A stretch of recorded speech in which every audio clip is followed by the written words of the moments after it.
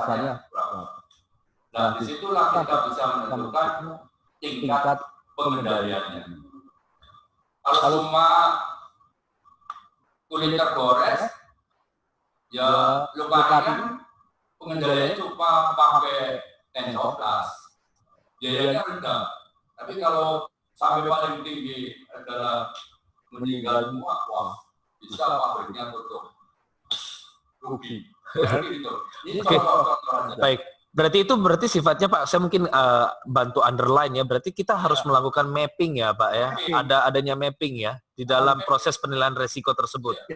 Ya. Karena melakukan identifikasinya itu ke lapangan, di mapping. Hasilnya identifikasi dibutuhkan pekaan di situ. Berarti memang penting banget Pak ya, dari karyawan yang mengalami luka tuh harus ada pelaporan Pak. Maksudnya mereka harus melakukan pelaporan terhadap petugas which is yang tadi Bapak bilang P2K3, petugas K3-nya dan sebagainya. Berarti ada tercatat ya Pak ya? Ya, harus. Itu. Kronologisnya ada. Yes. Karena walaupun kecelakaan kecil itu harus tercatat. Benar Pak, benar. Karena kita akan melihat frekuensi nanti, menghitung nilai resikonya, begitu Pak? Di samping itu kan ada istilahnya teori iceberg. Oh iya, betul. Hanya munculnya sedikit, cuma gores kulit, tapi itu akan mengandung risiko yang paling besar yang belum terkoreksi atau belum muncul. Nah, sebelum muncul kan jangan sampai. Maka dari yang kecil itu kita harus lakukan satu tindakan. Itu intinya. Benar. Oke Pak, betul. Ada pertanyaan lagi nih Pak dari sebentar. AMW Pol 057 Ibu Esta dalam menentukan risk value. Oh sudah tadi. Kemudian AMW Pol 074 izin bertanya melanjutkan pertanyaan saudari Laili dalam pembentukan pelembagaan meringkas persyaratannya. Dalam pembentukan pelembagaan meringkas persyaratannya apa selanjutnya, apakah tim tersebut dapat sewaktu-waktu dibubarkan jika bisa dalam kondisi seperti apa nggih Pak? Terima kasih. Harapannya kalau tim sudah terbentuk karena itu di dalam suatu organisasi dan kalau organisasinya masih mau berjalan tidak bisa dibubarkan. Kalau namanya dibubarkan itu berarti tidak ada kontrol nanti, ya. Karena yang namanya perbaikan itu harus continuous improvement. Jadi terus-menerus lakukan pengembangan. Jadi jangan puas kalau itu sudah berhasil. Ya, kalau sudah berhasil, oh sudah baik, sudah timnya dibubarkan. Jangan, kita lakukan terus perbaikan terus-menerus supaya apa? Menjadi satu kesempurnaan, ya. Ini yang harus kita capai. Jangan mudah puas, karena perubahan pasti akan terjadi. Ya. Dan ini yang harus kita tanamkan di dalam pikiran kita. Jangan mudah puas. Jadi kami membuat tim itu dari tahun 94 sampai sekarang. Maka penerapan 5R itu menjadi satu budaya. Ya. Walaupun kita menjadi budaya, tetap kita lakukan satu perbaikan-perbaikan ya, dari tim itu. Jadi membuat satu perubahan-perubahan, perkembangan bagaimana supaya lebih sempurna. Jangan sampai dibubarkan. Ya. Karena kita lakukan karena namanya perkembangan itu terus berubah. Apalagi ini yang tidak pernah kita bayangkan terjadinya satu pandemi COVID. Ya. Coba kalau kita dari dulu kita bekerja seenaknya, ya. Jadi di dalam melakukan satu tindakan akan membuat satu tim susah. Mereka juga tidak punya tindakan positif lagi. Jadi yang harus kita tetap jalankan untuk tim itu terus kita sempurnakan. Saya kira itu intinya itu dalam organisasi walaupun itu adalah tim kecil, ya, tapi bermanfaat. Ya alhamdulillah di tempat kerja saya sekarang sudah menjadi perusahaan yang istilahnya dari bengkel kecil menjadi kelas dunia. Karena ada tim-tim kecil, ya, tim-tim kecil itu, termasuk saya juga ikut sebagai perawatnya, ya, bukan dokternya tapi perawat saja membantu, ya. Jadi terus perbaikan terus menerus, gitu ya. Saya kira itu. Oke, baik Pak Samrat, terima kasih untuk jawabannya. Ini masih ada satu kesempatan lagi untuk penanya, satu pertanyaan lagi. Bapak Ibu peserta silahkan untuk bertanya interaktif. Kita masih punya waktu 5 menit lagi sebelum Dr. Tandean mempersiapkan materinya dibantu oleh tim admin. Ya, kita akan masuk ke materi Hiperkes sebelum tutup materi Hirak dan JSA dan K3. Mari persiapkan diri. Mari bertanya. Ada lagi yang mau bertanya karena bahan sudah dibagikan, bisa dipelajari dan bertanya. Nanti disusul Hiraknya. Betul. Ada form Hirak sebenarnya sih Pak, yang Bapak punya, yang kami sudah itu. Nanti tinggal kami kabari, sampaikan ke teman-teman seperti itu Pak.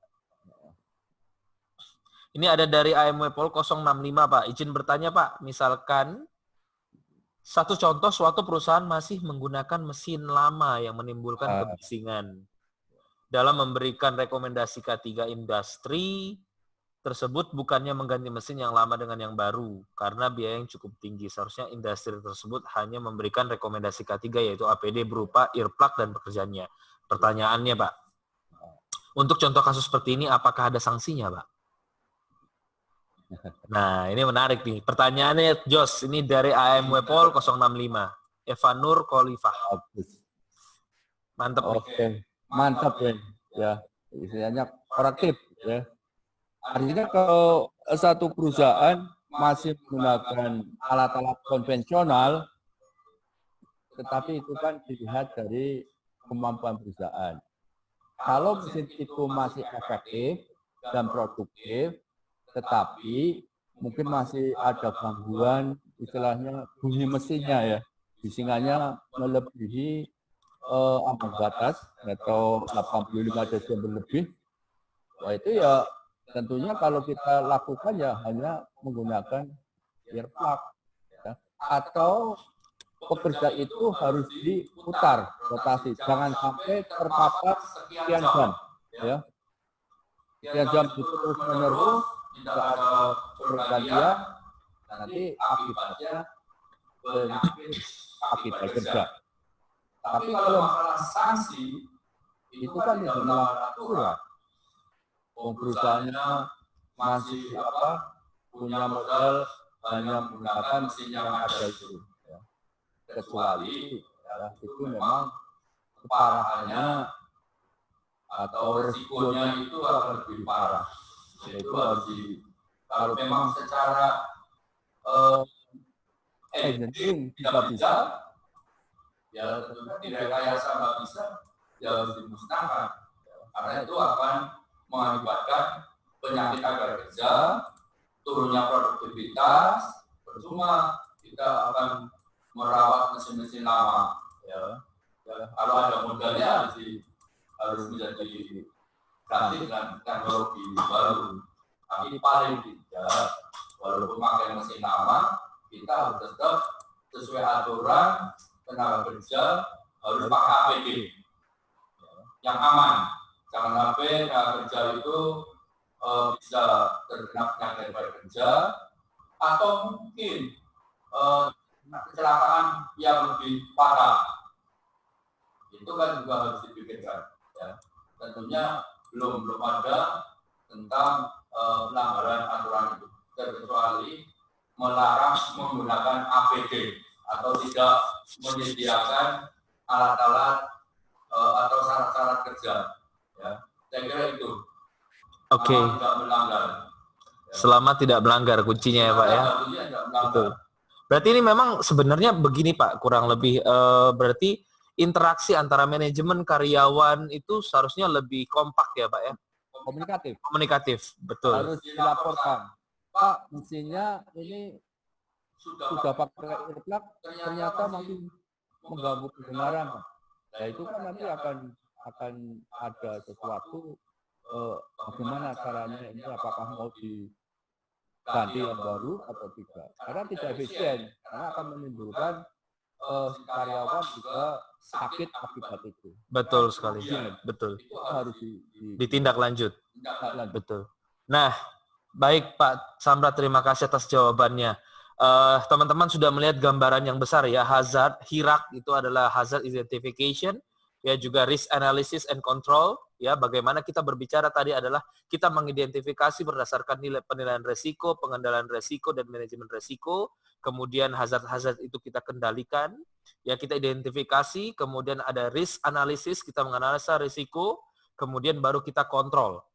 Ya, teman-teman sudah lihat framework-nya dari awal, itu beberapa materi yang bisa kita pelajari, JSA ya Pak ya. Manajemen resiko, penilaian resiko, pengendalian resiko, yang materinya nanti bisa kami bantu, kami bagikan, tapi kami melihat interaktif dari teman-teman dulu, siapa yang mau minta kami berikan. Tetapi yang tidak meminta tidak akan kami berikan. Siapa yang belajar, ya seperti Pak Amin tadi bilang, siapa mau belajar, dia berkembang, hidup seperti kayu sepeda, Anda terus berkayu, Anda terus belajar, Anda akan terus naik. Begitu ya Bapak Ibu. Kemudian kita lanjutkan untuk teman-teman, untuk sesi 1 ini sudah selesai. Terima kasih banyak Bapak Samrat atas semua ilmunya. Kami masih membuka kesempatan untuk Bapak Ibu peserta untuk terus bertanya, konsultasi melalui grup yang kami akan sambungkan dengan Bapak Samrat. Ujian untuk sesi pertama ini sudah kami kirimkan melalui chat room di Zoom maupun di grup WA. Silahkan dijawab, yang nanti dilanjutkan juga dengan ujian yang kedua tentang materi hiperkes. Yang kedua ujian tersebut jawabannya kami tunggu paling lambat pukul 12.45 hari ini melalui email yang sudah kami sampaikan. Untuk Dokter Tandean, selamat siang dokter, apakah sudah ready untuk kita mulai? Saya coba spotlight dulu kepada Dokter Tandean. Ya, ini teman-teman admin absensi kedua mohon dijalankan untuk nama dan yang face on. Untuk Dokter Tandean saya spotlight dulu. Oke, ya. Oke, very good. Silakan Ya. dokter, waktu dan tempat kami persilahkan. Ya, selamat siang Bapak Ibu sekalian. Apakah Bapak Ibu sudah mendengar suara saya jelas? Boleh di chat sambil kita interaktif ya. Sudah dengar jelas? Sudah Bapak Ibu? Oh jelas. Oke, terima kasih jelas. Oke ya. Oke, sebagai pembicara kedua, kita akan bicara tentang hiperkes. Oke, terima kasih Bapak Ibu sekalian. Kalau kita melihat, apa sih perbedaan antara K3 dan hiperkes? Sebetulnya kan jadi overlapping banyak sih. Hampir sama sih antara K3 dan hiperkes. Yang mungkin nanti kita akan ke depan akan bicarakan lebih spesifik bagaimana dengan tenaga medis dan kesehatannya. Saya berterima kasih Bapak Ibu sekalian sudah mendengar paparan dari Pak Samrat. Sebetulnya K3 dan nanti yang kita akan bicarakan hiperkes lebih menjurus lagi pada Hikin adalah sesuatu yang nanti akan bersifat dengan kesehatan. Dan mungkin saya akan sedikit mengulas tentang bagaimana akhir-akhir ini atau boleh dikata sekarang kita di masa yang COVID. Dan Bapak Ibu sekalian, dari panitia sudah ada materinya yang dibagikan. Nanti harapan saya tidak akan membaca slide, tapi saya ingin mengharapkan mana sebetulnya adalah bagaimana kita interaktif lebih banyak. Slide sudah dibagikan, nanti saya akan highlight, tetapi ada beberapa penekanan-penekanan yang harapannya nanti Bapak Ibu juga bisa mendengar lebih jelas. Mungkin nanti di kemudian hari pada saat Bapak Ibu sudah bekerja, mungkin akan menemukan banyak hal yang mungkin berhubungan berbeda dengan materi atau berbeda dengan ilmu yang didapatkan. Oke, kita mulai dengan slide-nya. Oke, Bapak Ibu sekalian, apakah terlihat slide-nya? Slide saya? Sudah, dokter. Sudah? Boleh? Ya. Halo, Bapak Ibu sekalian ya. Kita akan mulai. Waktu saya 45 menit ke depan, tetapi saya akan mempercepat jika kita akan lebih banyak pada interaktifnya. Tetapi kalau misalnya dalam perjalanan, Bapak Ibu ada pertanyaan, silakan masukkan ke chat dulu. nanti kita akan bahas dalam sesi tanya jawab. Oke, kita mulai, Bapak Ibu sekalian, tentang Hiperkes dan keselamatan kerja. Hiperkes itu singkatan sebetulnya daripada higien perusahaan, ekonomi dan kesehatan kerja, serta keselamatan kerja. Oke, slide berikutnya, ini sedikit profil saya. Saya bekerja di rumah sakit, di banyak, tapi saya juga banyak berkecimpung di dalam K3 rumah sakit, kemudian di MFK, kalau Bapak Ibu sekalian di rumah sakit masih akan namanya akreditasi. Nah, akreditasi memungkinkan, mewajibkan bahwa setiap rumah sakit untuk punya yang namanya akreditasi. Tapi kalau sebagai institusi atau perusahaan, ya kita akan bicara tentang K3 dan Hiperkesnya. Oke, jadi Bapak Ibu sekalian, nanti kita akan banyak overlapping.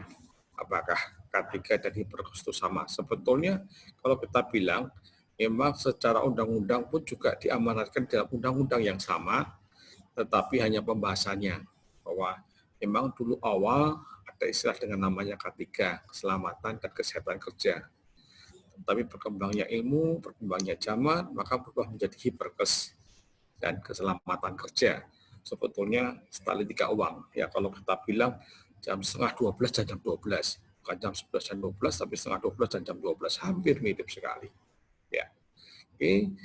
Ini kita baca ya tentang Hiperkes. Hiperkes itu singkatan daripada higien perusahaan. Kalau Bapak Ibu lihat, artinya kesehatan dan lingkungan kerja. Itu tentang apa? Itu tentang faktor-faktor bagaimana kalau di higien pengenalan, pendalian, ya tentang lingkungan kerja. Kita lihat lingkungan kerja dan sifatnya teknis, ya. Mungkin nanti kan banyak, tadi Pak Samad sudah katakan bagaimana dengan K3 secara umum. Kemudian di Hiperkes ada R-nya. R-nya adalah ekonomi. Itu menyelesaikan kerja dan pekerjaannya. Sasarannya adalah produktivitas. Dan sifatnya adalah efektif dan efisien. Terakhir, yang baru adalah kesehatan kerja, di mana sasarannya adalah tenaga kerja manusia dan sifatnya adalah medis. Oke, kita mulai lebih spesifik di dalam pertama adalah higien perusahaan. Ya, higien perusahaan adalah ilmu yang mempertahankan tempat baik kesehatan, tapi juga higien bisa berarti juga meningkatkan kebersihan kesehatan individu dan lingkungan. Nah, yang terakhir kita harus tahu higien perusahaan adalah kesehatan dengan kerja perusahaan. Ya, oke, slide-nya Bapak Ibu sekalian, karena ini Bapak Ibu sudah mempunyai slide, saya akan lewat-lewat ya. Silahkan. Bapak Ibu tahu bahwa higien perusahaan itu ada 3 hal pokok, itu bagaimana bicara tentang pengenalan, penilaian, dan pengendalian. Tadi Pak Samad sudah katakan juga hampir sama dengan K3, Samad bicara tentang K3, ada K3 umum dan ada K3 rumah sakit. Kalau nanti Bapak Ibu sekalian akan bekerja lebih spesifik di mana?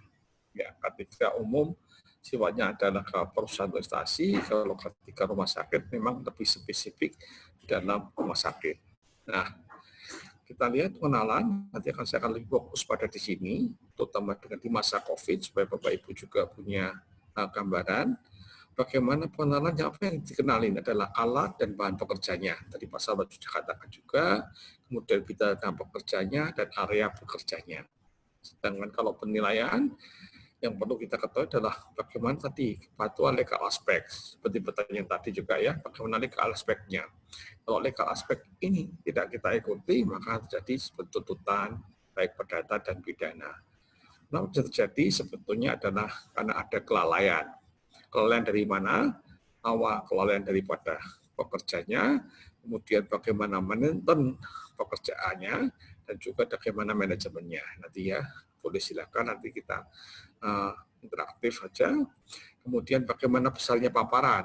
Paparan yang terkena bagaimana? Paparan itu artinya adalah alat-alat bahan yang memungkinkan menjadi hasad. Ya. Etika resiko dan pengendalian sama seperti Pak Samad sudah katakan tadi ada ya segitiganya ada eliminasi, substitusi, isolasi, engine control, emission control, ventilasi APD.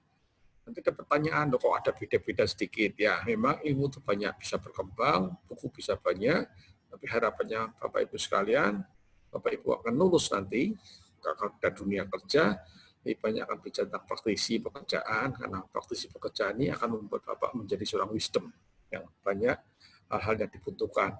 Baik pertama adalah pengetahuannya, kemudian pengalamannya ketika keputusan manajemen Anda untuk memutuskannya. Oke, saya mulai dengan pengenalan, terutama juga saya kaitkan dengan COVID ya. Nanti kita akan lihat nih, tadi Pak Samro sudah katakan juga, karena bagaimana, semua harus tahu pengenalan apa. Pengenalan apa? Alat dan bahan kerja, pekerja dan area kerja. Nah, sekarang dalam masa COVID, saya akan singgung sedikit bagaimana Bapak Ibu harus tahu tentang COVID ya. Kemudian risiko dampak COVID, kemudian Bapak Ibu setelah itu harus bicara tentang pekerjanya, tim COVID-nya perusahaan, bagaimana sebentuk, dan bagaimana tentang area kerjanya, bagaimana Bapak membuat area dan zonasi. Tadi Pak Samrat sudah katakan, nanti saya akan modifikasi dengan kesehatan, terutama dengan tim COVID ini. Ya. Oke, Bapak Ibu sudah tahu tentang COVID, saya lihat aja langsung karena saya sudah ada. COVID itu singkatan dari coronavirus disease ya, atau SARS-CoV-2. Kemudian gejalanya yang paling penting adalah, Bapak Ibu sudah tahu juga, karena kita sudah 3 bulan didera dengan demam COVID pandemi ini, ya sebetulnya kita belajar dari kesehatan bahwa kita gagap. Tadi Pak Samrat sudah katakan, kita sendiri tim kesehatan, di medis, juga nggak pernah berpikir hasratnya bisa tentang pandemi wabah. Kalau kita lihat, mungkin nanti kita tanya apakah Bapak Ibu perusahaan yang sudah bekerja pernah mencantumkan hasrat yang namanya COVID? Belum pernah.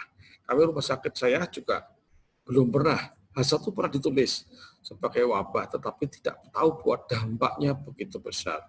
Meskipun baru kali ini dan sekali ini, tapi dampaknya sangat luar biasa. Tidak hanya berhubungan dengan pekerjaan kita, kerja kita, tetapi juga sekitarnya, masyarakatnya juga. Dan terakhir ujung-ujungnya adalah bagaimana perusahaan kita itu bisa eksis.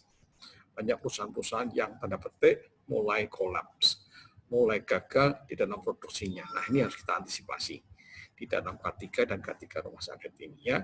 Bapak Ibu sudah tahu, gejala dominannya adalah demam. Kenapa setiap kali kita melakukan protokol harus diukur suhunya, kemudian ada gangguan tenggorokan, batuk kering, pilek, sakit tenggorokan, dan ada letih, lesu, dan sesak napas.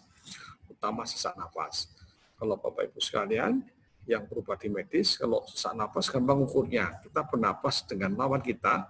Kalau lawan kita atau orang di depan kita itu napasnya lebih panjang, lebih panjang, dan lebih cepat dari kita curiga. Baru curiga, belum tentu pasti COVID. Oke? Proses penularannya adalah lewat droplet. Bapak Ibu sekalian, droplet itu apa? Percikan ketika batuk atau berbicara, kemudian akan mengenai pada alat atau tempat, jadi kotak alat kulit, ya, penularannya, berjabat tangan, berpelukan, atau cium pipi, atau menyentuh permukaan benda yang terkontaminasi oleh pasien COVID, ya. Ini Bapak Ibu harus tahu. Kemudian yang kedua, kemarin 10 Juli WHO baru mempertimbangkan ya lewat udara atau aerosol. Ya. Ini Bapak Ibu sekalian, kalau kita pengenalan dengan tadi Pak Samrat sudah bicara tentang K3 secara umum, saya hanya menambahkan sedikit bagaimana Bapak Ibu harus sekarang bicara tentang VDG ya. Bagaimana kalau kita untuk bekerja, kita perlu ventilasi yang lebih bagus, kemudian durasi jarak antara satu dengan yang lain, durasi waktunya dan jarak 1 meter ya minimal dengan teman kerja kita. Kalau durasi lama waktunya ya, kita bertemu semakin lama ya kita semakin beresiko. Maka untuk tidak mengurangi resiko memang diharapkan menggunakan masker ya. Oke, apakah COVID itu merupakan wabah? Pasti ya. Nanti Bapak Ibu sekalian baca, pasti COVID itu merupakan suatu wabah di Indonesia. Ada kepresnya ya tahun 2020 tentang bencana nasional non alam. Kemudian Bapak Ibu sekalian bisa baca dasar hukumnya. Nanti Anda lihat, memang saya setuju dengan tadi Pak Guru kalau tidak salah atau siapa saya lupa. Ya, atau juga dengan Pak Samrat bahwa semuanya kita bekerja pasti ada regulasinya. Salah satu hal yang harus kita lakukan pertama adalah membaca regulasinya, kemudian memahami regulasinya, kemudian kita praktekkan di dalam institusi tempat kita bekerja. Nanti kita akan lihat ya di belakang. Oke, saya sedikit highlight ini tanggal 28 Juli, Bapak Ibu sekalian. Inilah posisi Indonesia, ya hampir 102.000, 2 hari yang lalu ya, 28 Juli sekarang 30. Update terakhir ya melebihi. Memang dulu ada istilah OTG, ODP, sekarang berubah ya, terkonfirmasi positif, kemudian dalam perawatan dan sebagainya. Dan inilah trennya. Kita melihat bahwa maaf Indonesia masih belum bisa terkendali, tetapi bukan terkendali menurun, tapi masih terkendali ke atas. Jadi untungnya masih terkendali. Dan Bapak Ibu sekalian, kalau lihat ini ada daerah Jawa Timur hampir 20%, dominannya, DKI 19%, Sulawesi Selatan hampir 9%, Jawa Tengah 8%. Ya, ini adalah persentase dari jumlah kasus yang ada di Indonesia. Oke, kalau lihat bahwa ini yang dominan dari laki-laki ya, tapi tipis Bapak Ibu sekalian. Ya, tipis, tidak perbedaan, hampir sama, kecuali yang meninggal. Ya, hampir 60% pada laki-laki, lebih banyak pada perempuan ya, tapi kita tidak tahu bahwa nanti kita perlu berpikir ya di COVID ini, selain tadi kita bekerja dari awal Pak Samba sudah mengatakan bagaimana manajemen risiko dan sebagainya, kita harus pikir satu lagi itu daya tahan tubuh kita. Nanti di belakang kita akan bahas.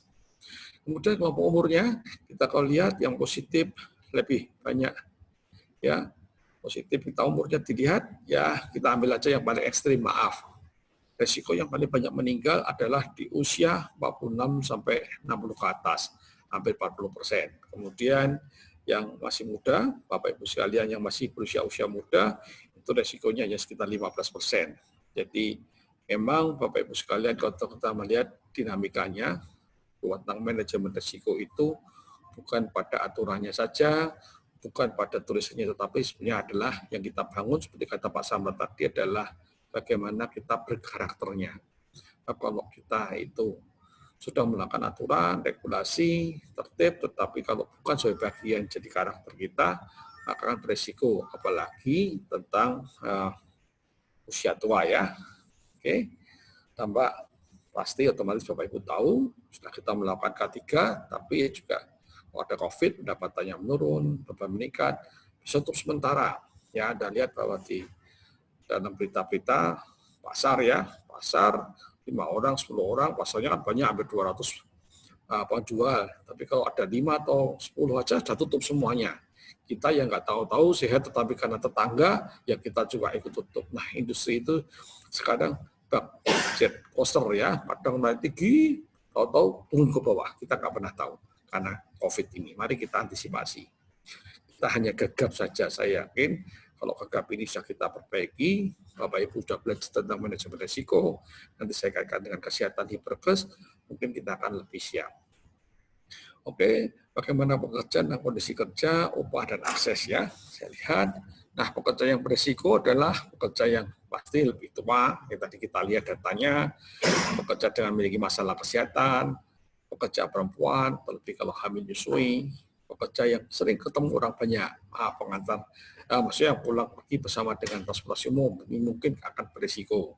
Dan pekerja yang pengantar antar kota atau provinsi, ya, bagian ekspedisi, bagian bertemu banyak orang. Artinya bukan salah, tetapi kita lebih berhati-hati. Dan kita lihat bahwa berisiko yang terdampak. Oke, maka kita perlu tim COVID. Tadi Pak Samad juga sudah katakan. Pak, tim COVID bagaimana? Sama seperti di K3, kita perlu panitia pembinaan keselamatan kerja. Kita sudah punya, kalau Bapak Ibu sekalian bekerja di bidang K3 atau mau tentang K3 atau akan berkecimpung di K3, Bapak Ibu harus tahu tentang P2 K3. Nah, saya sarankan kita nggak perlu banyak bikin tim-tim yang lain, bisa menggabung menjadi tim COVID. Hanya dijelaskan saja bahwa pada saat ini COVID dan kita perlu tambahan pekerjaan yang harus berhubungan dengan COVID. Karena kita nggak kepingin bahwa COVID ini berpanjangan ya. Harapan kita memang sih dengar-dengar puncaknya di Agustus sampai September. Tapi harapannya juga meleset, moga-moga juga kita bisa lebih cepat. Ya, badai pasti berlalu, kita harapannya itu. Maka bentukan tim COVID harus tailor-made ya, tidak perlu harus bikin tim, malah nanti memuruskan. Sudah tidak ada banyak dana, tidak banyak, mungkin agak sedikit pendapatan berkurang, kita menyesuaikan saja. Tetapi memang perlu trik khusus ya. Nanti Bapak Ibu tahu, silakan nanti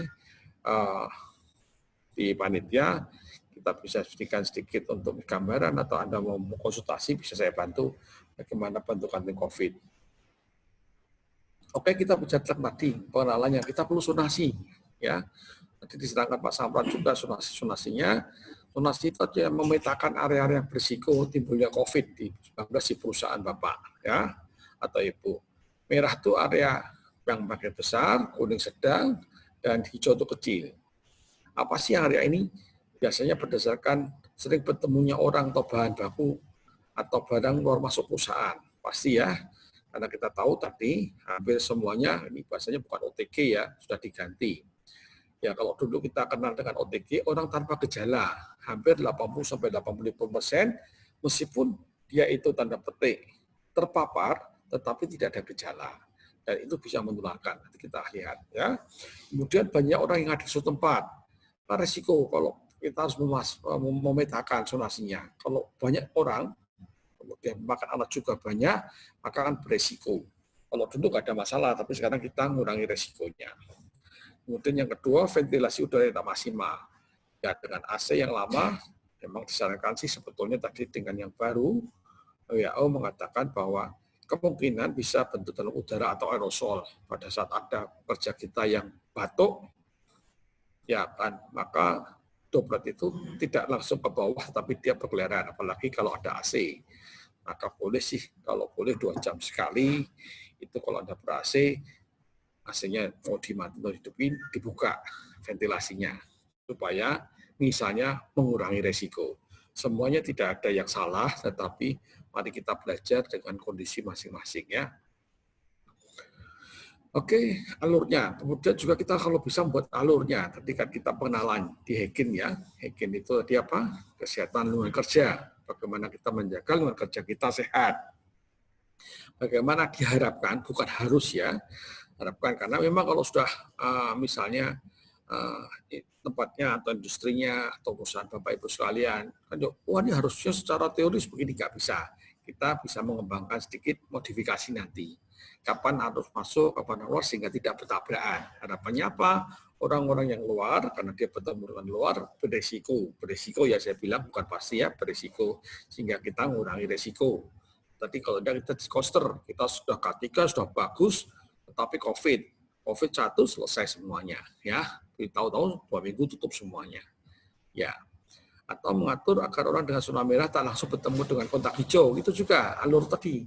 Yang ketemu merah tidak langsung bertemu. Bukan tidak boleh, tetapi mungkin cuci tangan dulu, mungkin bersih-bersih dulu, baru ke kontak zona hijau. Ya, zonasi dan alur diperlukan untuk menghindari kuman seminimal mungkin. Harapan saya sih Anda bekerja aman. Anda pagi berangkat bekerja aman, karena tahu resiko dalam pekerjaannya. Dan pulang nyaman, tidak perlu bawa oleh-oleh. Ya. Artinya kita nggak perlu, karena COVID itu kecil, virus, kita pulang tidak bawa oleh-oleh. Jadi pulang nyaman ya. Kalau dulu kita pulang bisa bawa oleh-oleh buat anak-anak, tapi tadi juga kalau kita pekerjaan di tempat kerja kita, ketika dari bekerja tidak berjalan dengan baik, maka mungkin kita bisa bawa oleh-oleh. Nah ini oleh-oleh yang sekarang ini agak repot ya. Oke, kita lihat. Nah ini saya contohkan sedikit ya. Ini di rumah sakit kami, Pak Dindukro dulu, bagaimana saya membuat area-area. Ini area merah, ini area kuning, area hijau. Sebetulnya area-area ini adalah untuk supaya Bapak Ibu sekalian tidak mudah untuk masuk merah ke hijau, harus pelan-pelan dulu. Harus ganti dulu, harus melakukan sesuatu nanti kita lihat dalam pengendaliannya. Ya. Kemudian juga saya melihat, kalau lihat ini rumah sakit contoh ya, ini menginspirasi saja, tidak selalu gitu. Bapak Ibu harus menempatkan di titik utama ini adalah sekarang ini dengan COVID, tadi ketiga lihat, adalah termoscan atau termogan ya. Ingat ya bahwa kalau Anda juga memakai bukan termometer yang memang untuk medis, itu pasti tidak akan bereaksi. Tapi kalau memakai termogan yang mesin, ya lebih baik memang sebaiknya sih, karena yang dipakai itu manusia, ya pakailah yang manusia ya termometernya. Kemudian kita buat alur-alurnya. Bagaimana dok kalau ini tabrakan? Ya pasti otomatis kalau ini gedung yang lama pasti akan otomatis banyak titik temu, atau orang bilang daerah abu-abu atau daerah kita bilang daerah oranye. Ya apa boleh buat? Ada memang daerah. Diatur jamnya. Kalau masuk kapan, kalau keluar kapan, kalau ada sesuatu harus memberitahu kodenya apa sehingga nggak bertemu. Ya. Kita sudah bagus semua, kembali tadi, fungsi daripada hiperkes sebetulnya adalah bagaimana kita supaya pekerja tetap sehat. Ya. Oke, nanti Bapak Ibu bisa latihan. Ya, kita lihat sendiri. Ini contoh-contohnya. Misalnya Bapak Ibu merah, kuning, hijau, silakan contoh ya. Tempat parkir, SDM yang bekerja lah parkir dan sapam, alat penerbangan, sepeda motor, karcis. Maka ada pertemuannya. Maka kita kasih merah. Misalnya, gitu ya. Kemudian contohnya di kantor administrasi nomor 7. Ya, apa ketemunya? Admin, manajer, dan sebagainya. Apa alat bahan yang bisa ketemu? Buku, laporan, ini pengenalan. Yang mana? Kalau laporannya memang harus khusus. Ini laporan dari mana dulu? Kalau dari luar dibersihkan dulu. Kalau dari hijau ya ada masalah. So, kalau enggak, sama aja. Kalau Anda bergilir, nanti pulang tadi membawa oleh-oleh. Ruang makan misalnya. Bisa ketemu seluruh staf ya. Alat makan langsung. Nah, kami coba rubah. Tidak dulu pakai makan bersama, sekarang kita pakai dos, sekali buang, mungkin ya agak repot. Memang sedikit menjadi tambahan pekerjaan, tetapi apa buat, karena kita COVID ini harus kita perhatikan. Oke, kemudian masuk ke 2 penilaian, ya. Pembuatan SPO, tanda prosedur, dan sebagainya. Tadi kembali, penilaian itu apa sih sebetulnya? Penilaiannya adalah untuk membuat kita itu bisa dinilai, ya bisa dinilai supaya pekerjaan kita itu terukur penilaiannya. Kalau kita lihat di K3 ya salah satunya dengan bagaimana kita mengukur ambang phishing, ambang dan sebagainya. Tujuannya apa? Tindakan. Kalau tidak sesuai harus kita perbaiki, kalau tidak sesuai kita pertahankan. Sama. Dan ini berkaitan dengan kesehatan, bagaimana Anda membuat SPO. Tidak usah perlu SPO-nya dirubah, tetapi saran saya adalah bagaimana disesuaikan. Penerimaan barang masuk, harus dulu dicuci, dibersihkan, dan sebagainya. Untuk masuk ke berikutnya, ke tempat area pabrik kita. Misalnya kalau Bapak Ibu sekalian ada, misalnya KSO dengan gizi, ya silakan dengan catering. Untuk masuk dibersihkan dulu dan selesai. Ya begitu ya. Kemudian kita buat di flat atau bender. Tujuannya apa? Supaya SPO yang kita buat itu sodingan. Ya. Kemudian juga membuat protokol kesehatan. Nah, bagaimana menilai SPO tadi? Bagaimana adalah perlu checklist dan form, ya, untuk menilai apakah yang dikerjakan sesuai SOP apa tidak. Ya, pasti otomatis kepastian daripada Anda melakukan SOP, maka menunjukkan keberhasilan Anda menilainya akan jadi baik. Contoh-contoh tadi ya, pengecekan screening tamu datang, suhu dan identitas, ya harus checklist dan form, membuat checklist dan form. Tadi Pak Sampo sudah katakan juga ada form-form. Pengecekan barang, diinfitkan tidak. Jadi tadi ada barang dari luar, misalnya alat, paket dan sebagainya, sudah dibersihkan belum? Oleh siapa? Bikin PSI-nya, satpamnya dan sebagainya dibersihkan, masuk di dalam sehingga lebih baik ya. Pengecekan desinfektan sudah belum nih pulang kerja atau kita sendiri kalau pulang kerja bersih-bersih belum, pengecekan dengan tempat kita bekerja, kemudian pengecekan area bermasker, ya harus bermasker misalnya ya, kecuali tentu misalnya seperti kadang saat bicara, kadang saat makan dan sebagainya. Pengecekan physical distancing gimana? Kita lihat ya. Nah, Bapak Ibu sekalian tentang sedikit ya ilmu nanti Bapak Ibu bisa lihat, kita lihat ya. Kita ini tidak ada pada awal semua pasien namanya OTG dulu ya 0 sampai 5 hari tidak ada gejala. Tetapi tergantung. Ini ada kontak virusnya, kita virusnya berkembang. Kalau ada imun ya kita nggak ada masalah. Tetapi kalau kita mulai berkurang, mulai muncul gejala-gejala yang terjadi. Biasanya sih memang berkisar antara 0 sampai ya teorinya 5-7 hari bisa sampai 14 hari ya. Tapi bisa juga tidak ada gejala 5 hari kalau Anda kita lihat berita-berita atau ada gejala seminggu kemudian masuk ke ICU dan bisa meninggal. Ini kalau teorinya bisa sampai 25 hari. Tapi 5 hari juga bisa langsung meninggal ada ya. Banyak kita lihat di WA di dalam majalah atau koran-koran ya kita bisa meninggal. Nah, Bapak Ibu sekalian, ini imunitasnya ya. Ini imunitasnya. Bapak Ibu sekalian mungkin juga nanti kalau ada pertanyaan saya jawab ya. Kalau tidak, bagaimana kita perlu rapid test dan PCR ya. Yang penting nanti. Oke. Kemudian kita masuk kepada dalam pengendalian. Pengendalian kita perlu menciptakan dan melihara lingkungan kerja. Prinsipnya kan itu ya. Bagaimana kesehatan lingkungan kerja agar tetap sehat dan aman serta memiliki norma K3. Tadi Pak Sarwo sudah katakan, ini ya Bapak Ibu, eliminasi, bagaimana menghilangkan bahaya oleh COVID ya tadi kita hindari, substitusi, dimodifikasinya, diisolasi ya dulu, kemudian engineering control, ventilasi control, ventilasi dan APD ya, hampir sama dengan Pak Samrat juga ya. Oke. Ya, pesan ya, ini Bapak Ibu sekalian, bagaimana risiko penularan dua, bagaimana kemungkinan terkena penularan dan keparahannya ya.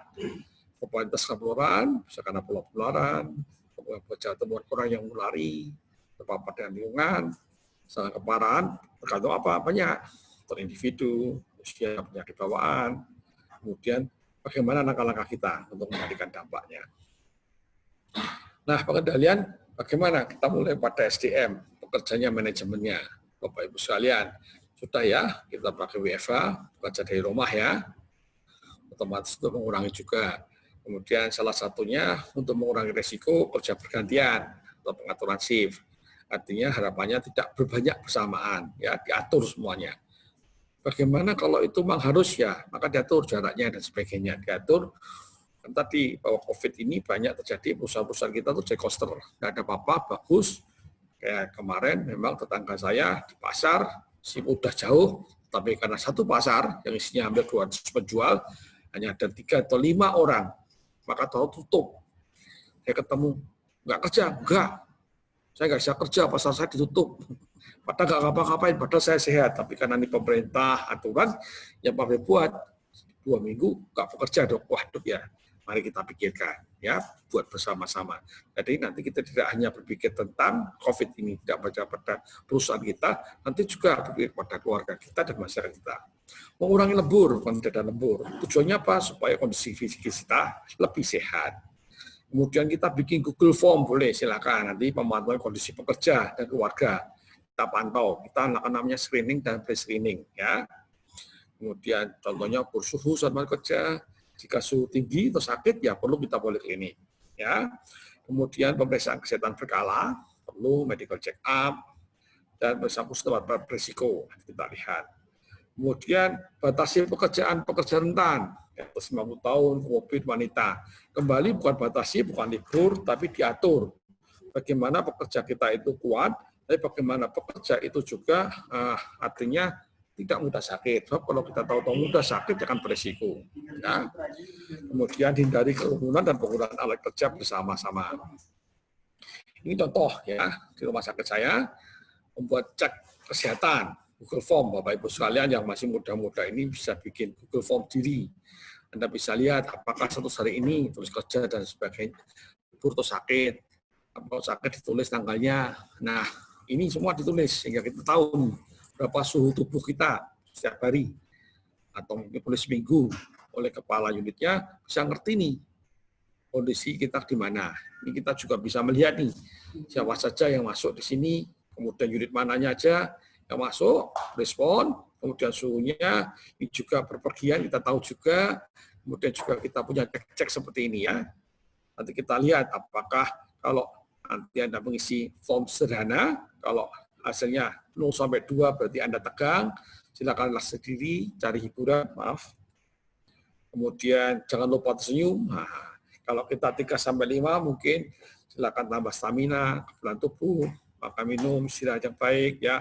Kalau 6-12 silakan konsultasi ya dengan dokter Anda atau poliklinik Anda. Dan kalau memang 13-20 dari ini jumlah, maka Anda perlu periksa ke dokter atau ke rumah sakit ya untuk memastikannya. Oke Bapak Sebuan dan Bapak Ibu juga perlu nih lampiran daripada KMKRI ya. Boleh silakan nanti baca. Ini saya highlight saja bagaimana Anda baca. Kemenkes 328/2020, ini lembaga kesehatan karantina, kemudian penyidikan, Bapak Ibu sekalian lihat ya. Kemudian bagaimana ini assessment-nya, apakah pernah keluar rumah. Tadi ya, Google Form-nya boleh, pakai ini pun juga boleh, silakan. Nanti skornya berapa? Kalau 0 itu resikonya kecil, kalau 1 sempat resikonya sedang, kalau 5 resikonya besar, ini Bapak Ibu bisa lihat, kemudian tempel, kasih nama juga dan sebagainya, Anda lihat. Ya, kalau risiko kecil boleh masuk, kalau risiko sedang diperiksa lebih lanjut, kalau risiko besar tidak boleh masuk, karena nular gitu. Nanti lihat, kalau risiko besar tidak boleh bekerja. Bapak Ibu saya lihat ya, memang kalau memang kita bicara ini waktunya memang terbatas, kita bicara ini saja mungkin bisa hampir 1 hari, misalnya kalau saya melakukan sosialisasi ya, tapi nggak apa-apa Bapak Ibu sekalian, nanti ada pertanyaan, nanti bisa Anda tanya, atau mungkin kalau memang lebih lanjut ya nanti kita bisa atur ya, baik bisa online atau offline, cuma offline nggak boleh ya. Ini pemeriksaan suhu tubuh, Bapak lihat di KMK, tinggal ambil, bagaimana cara buatnya, tinggal gampang, diambil saja, dikopi, kemudian dipotong dan ditempel-tempel, kemudian dialurkan kepada siapa, misalkan Pak Satpam dan sebagainya ya. Oke. Itu, nah kemudian yang penting protokol sebelum saat mau pulang ya. Gimana kita sebelum dan saat setelah mau pulang. Pertama tetap wajib masker. Kalau boleh sih di dalam tadi itu kita harus wajib masker. Perlu ditambah kacamata, face shield dan sebagainya, topi. Kemudian yang kedua wajib cuci tangan supaya kita terhindar kalau kita menyentuh muka kita karena mereka COVID itu salah satunya droplet berhubungan dengan di muka ya. Nanti kita bisa masuk lewat mulut, hidung, atau mata. Wajib cuci tangan, ya sering. Ya bukan nanti kita bekerja sedikit cuci tangan ya jangan. Kalau pekerjaannya berhubungan dengan yang memang harus diselesaikan dalam satu periodik, ya diperiodikan dulu baru cuci tangan. Wajib physical distancing, wajib ya, silakan. Penggunaan APD di tempat-tempat tertentu, diperlukannya pakai sarung tangan, sepatu bot, dan sebagainya, gaun. Kemudian ingatkan juga meningkatkan stamina tubuh kita stamina, ekstra makanan dan vitamin kalau memang diperlukan, kemudian ada uang lebih dan sebagainya, silahkan perusahaan masukkan bukan ekstra, apakah bisa protein, telur, vitamin, gitu ya. Kemudian meningkatkan stamina tubuh, ya perlu waktu sedikit peregangan dan hiburan mungkin kalau suatu bukan yang fokus ya, jadi maaf Bapak Ibu sekalian, bukan 15 menit baru cerita mesinnya berhenti, kita peregangan, bukan. Satu predik pekerjaan Bapak Ibu harus selesaikan dulu, memang dimungkinkan, diperbolehkan untuk melakukan sedikit peregangan, stretching, ngolet ya, dan hiburan ya. Kemudian selalu mengupdate informasi terbaru tentang COVID ya.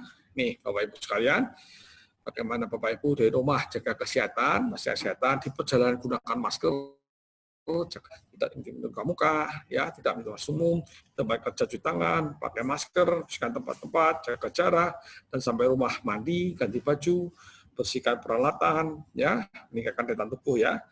Ini Bapak Ibu sekalian, tadi kembali, Bapak Ibu aman bekerja, waktu mau bekerja aman, wah di tempat saya kerja aman ya. Kemudian pulang nyaman dan tidak bawa oleh-oleh, ya, itu. Ini Bapak Ibu sekalian, diukur, cuci tangan, silakan ya, selalu menggunakan masker dan menjaga jarak.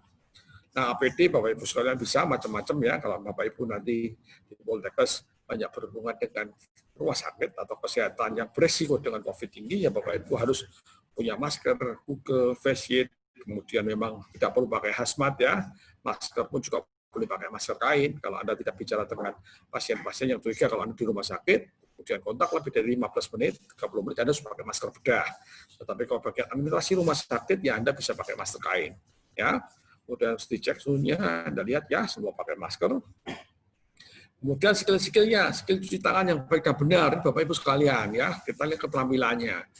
Saya harapkan Bapak Ibu sekalian yang dari Poltekkes ini ya, kebanyakan ya, sudah harus tahu cuci tangan yang baik dan benar. Kemudian etika bersin dan batuk. Kemudian kalau makan APD, Anda tahu kapan makan dan pelepasan APD-nya. Ya, jadi pengaturan jarak kerja ya gampang ya. Tinggal Anda membentangkan tangan, jarak 1 meter, tidak boleh kena, aman. Ya. Pembelajaran teknologi baru nih mulai sekarang. Bagaimana kita belajar? Saya juga mulai gaptek ya. Kita belajar Zoom dulu nggak bisa, sekarang kita bisa. Kita bagaimana Google Form, bagaimana sebagainya. Rapat tidak harus pakai ketemu ya, rapat bisa dengan WA group, kemudian dan sebagainya. Kemudian bagaimana pelatihan-pelatihan sederhana ya saya bilang. Nanti kita lihat video kan, kemudian kita kasihkan kepada karyawan-karyawan kita, kemudian dilatih, kemudian mereka disuruh mengulang lagi kembali videonya diberikan kepada kita ya, persis seperti anak-anak kita ya, anak-anak kita ayo belajar ya, foto di video ya. Sebagai orang tua kita juga agak sedikit ribet, tapi demi anak kita dan demi masa depan kita semua ya. Kenapa kita belajar semuanya dengan COVID ini. Kemudian juga pengelolaan manajemen stres ya, diajar ini skill-skill yang harus dilakukan ya, bagaimana Anda bisa menjadi lebih baik.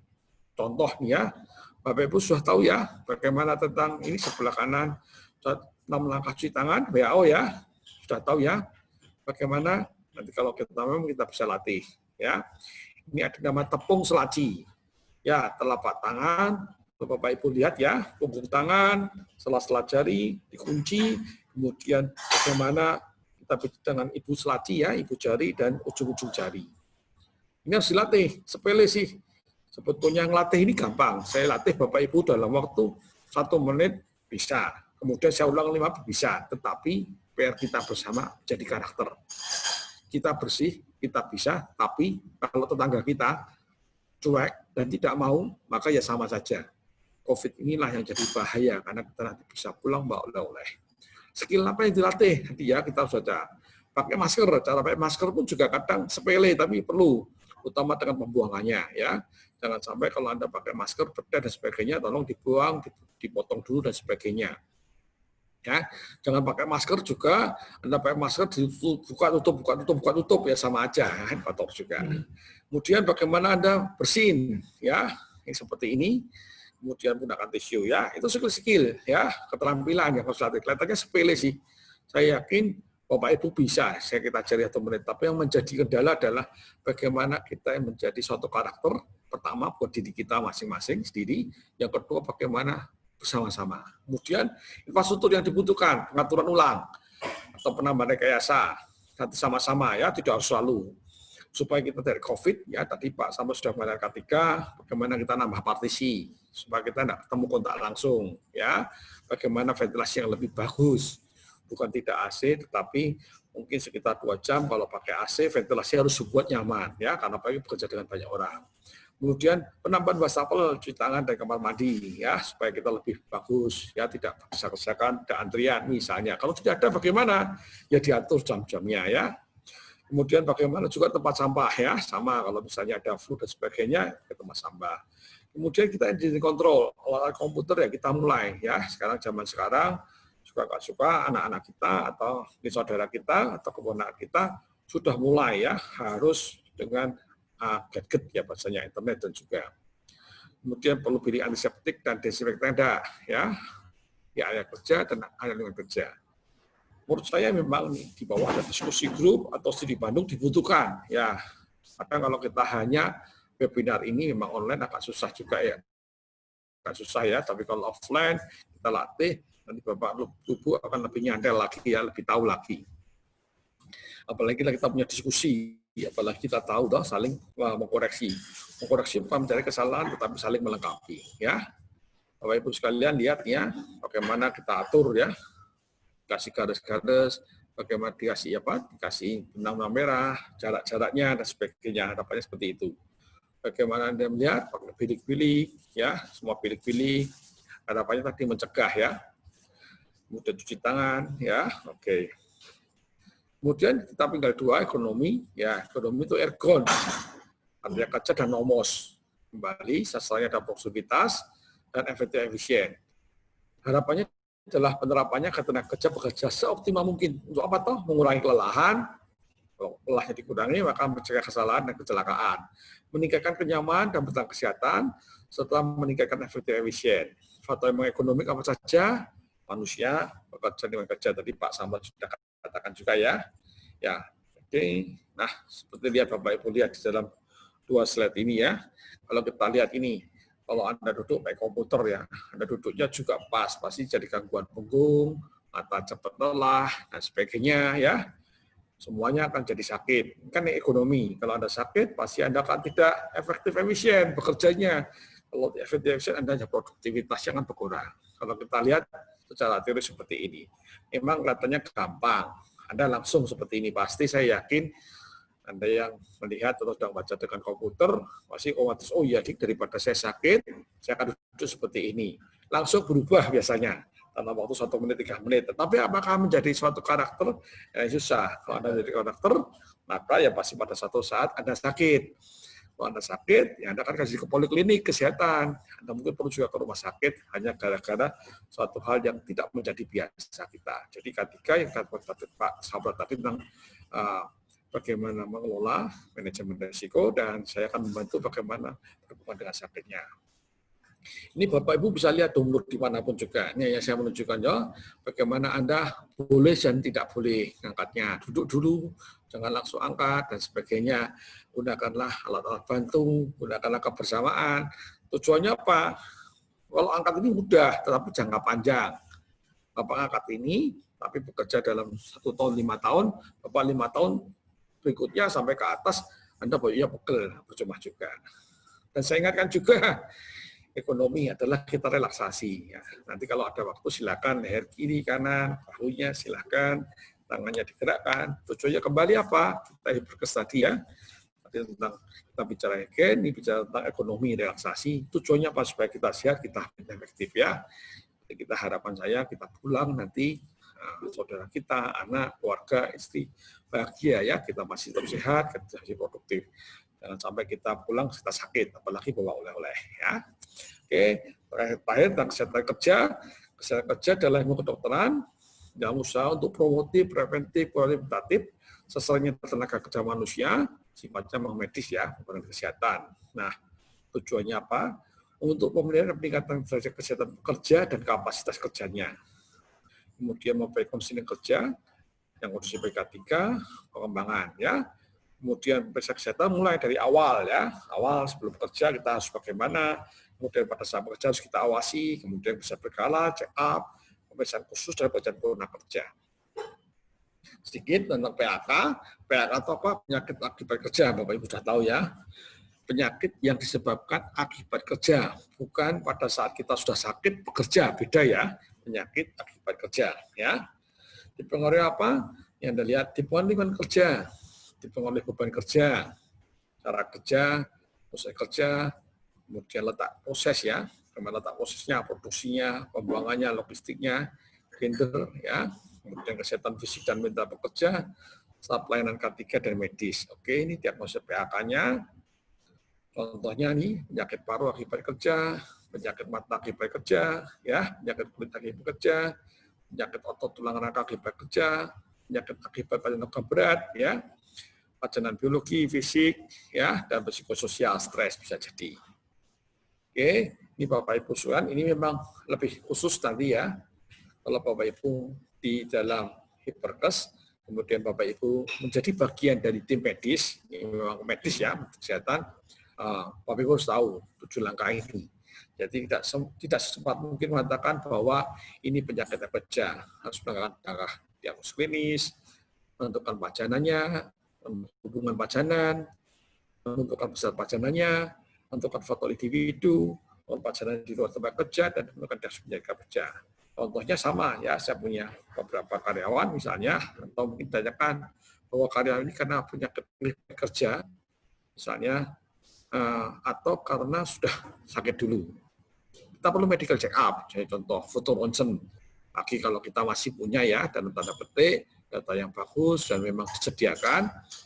Oh ini kok paru-parunya mulai sakit-sakit batuk terus. Kalau kita punya datanya di awal, pada saat dia mulai bekerja, di foto paru-parunya bagus, berarti dia kemungkinan besar bukan bisa jadi PHK. Dalam perjalanan kita lihat ada medical check up-nya tidak. Kalau ada medical check up-nya, oh masih bagus-bagus, dan memang ini berhubungan dengan debu, berhubungan dengan apa, mesinnya debu, bisa jadi penyakit kerja. Ya. Nanti akan ditentukan oleh dokternya, kemudian juga ada sekarang kita punya BPJS tenaga kerja, kalau diasuransikan. Sehingga tidak ada perbedaan antara persepsi, antara medis dan tenaga kerja, BPJS tenaga kerja, sehingga mungkin bisa diganti ya. Oke. Terakhir, ini bonus sedikit, saya bicara tentang K3RS, ini sedikit sistem manajemen keselamatan kerja. Kalau Bapak Ibu semua ada di rumah sakit, harus punya ya sistem manajemen keselamatan kesehatan kerja, ya, SMK3 rumah sakitnya. Ini saya contohkan sedikit ya, Bapak Ibu suka highlight, ya ini bonus saja supaya Bapak Ibu tahu kalau Anda bekerja di rumah sakit, ada ini, dan apa saja ya, harus bikin P2K3, wakil ketua, dan kemudian kita lihat kalau Bapak Ibu di rumah sakit, pas ini yang 6 bidang ini berhubungan dengan apa? Akreditasi ya, bidang keselamatan, P3, disaster, kebakaran, medis ya.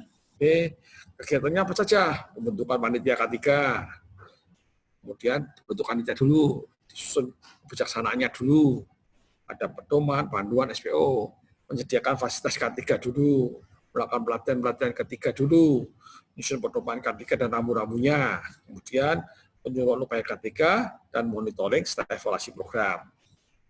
Programnya apa saja ya ini? Bagaimana tentang tadi ya, keselamatan keamanan, bencana, baik kebakaran, bahaya, peralatan medis, utilitas sistem energi, dan manajemen risiko. Nah, kita lihat ya, nih contohnya informasi Dina, kita bikin nanti Bapak Ibu sekalian. Mungkin juga di K3 umum juga bisa pemasangan label-label berbahaya, bisa lihat. Kemudian pengelompokan limbah-limbah B3. Kemudian Bapak Ibu juga harus punya TPS ya. Kemudian pelatihan APAR, nanti di dalam sesi yang ketiga pelatihan APAR. Dan kami juga melibatkan setelah kita melakukan APAR pada diri kita, kemudian teman-teman juga, dan seluruh rumah sakit, kita kalau bisa mengundang ya masyarakat dan aparat. Kenapa? Kalau itu besar, masyarakat dan aparat bisa bantu program kita selesai juga ya. Nah, ini terakhir Panti Nugroho, waktu saya bekerja di sana mendapatkan trauma syndrome ya.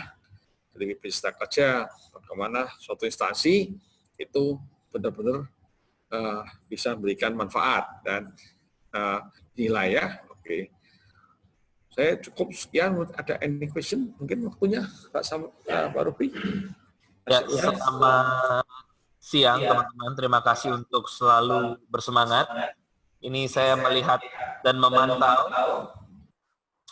Oke, teman-teman, silahkan menulis pertanyaan Anda untuk Q&A sesi 1 di chat.